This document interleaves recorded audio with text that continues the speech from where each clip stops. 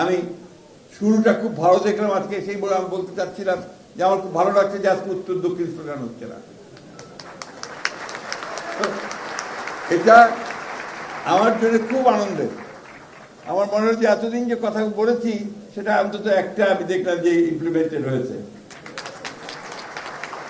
কারণ ছাত্রদল এরা আমার উত্তর দক্ষিণ কি, তাই না?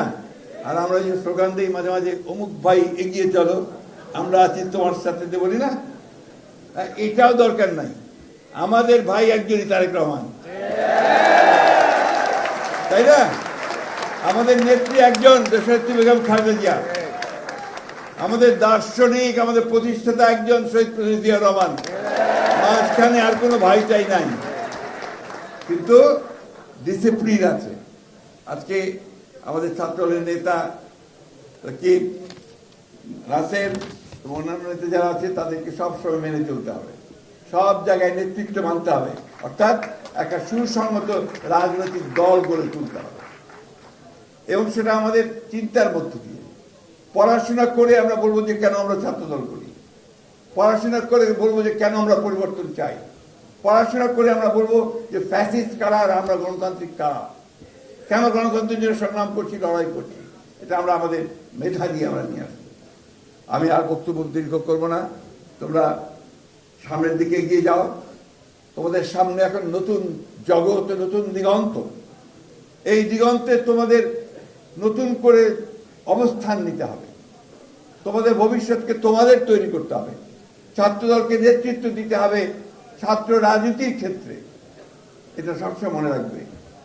এটা একটা বড় শিক্ষা প্রতিষ্ঠান ভিত্তিক সংগঠন করে তুলতে হবে, শুধু মহল্লা ভিত্তিক সংগঠন করলে হবে না। শিক্ষা প্রতিষ্ঠান ভিত্তিক সংগঠন যদি না করো তাহলে কিন্তু হবে না। ওই শিক্ষা প্রতিষ্ঠানে তোমাকে নেতৃত্ব নিতে হবে, ওই শিক্ষা প্রতিষ্ঠানের সংসদ নির্বাচনে জয়লাভ করতে হবে, ওই শিক্ষা প্রতিষ্ঠানে তুমি সাহিত্য প্রতিযোগিতায় এগিয়ে যাওয়া, এক্সটেম্পোর স্পিচে এগিয়ে যাওয়া। এই বিষয়গুলো না হলে তোমার যে বিকাশটা হবে না। আসো, আমরা ছাত্রদলের নেতৃত্বে সেই জিনিসগুলো দেখতে চাই। যখন তারা এই ধরনের কোনো কর্মসূচি নেবে, আমি মনে করবো যে সেটা জাতির জন্য, আমাদের ভবিষ্যতের জন্য সবচেয়ে বড় হয়। কারণ তোমরাই তো হচ্ছে ভবিষ্যৎ, তোমরা এই দেশের সমস্ত কিছু তৈরি করবে। চাকরিতে বলো, রাজনীতিতে বলো, অর্থনীতিতে বলো, ব্যবসা বাণিজ্য প্রসারের ক্ষেত্রে বলো, তোমাদেরকেই সেই নেতৃত্বটা সামনে নিতে হবে। আমি সব শেষে আবারও ছাত্রদলের যে সাফল্য সেটা কামনা করছি, আর এই প্রত্যাশা করছি যে ছাত্রদল বিএনপিকে নেতৃত্ব দেবে, এইভাবে সে তৈরি হবে, এইভাবে সে নেতৃত্ব তৈরি হবে। এই কথা বলে তোমাদের এই আজকে সফল হোক, মহানগরের ফর্ম বিতরণ সফল হোক এবং তোমার অনেক বেশি ছাত্র সংগঠন তৈরি হয় সেটা আশা করি।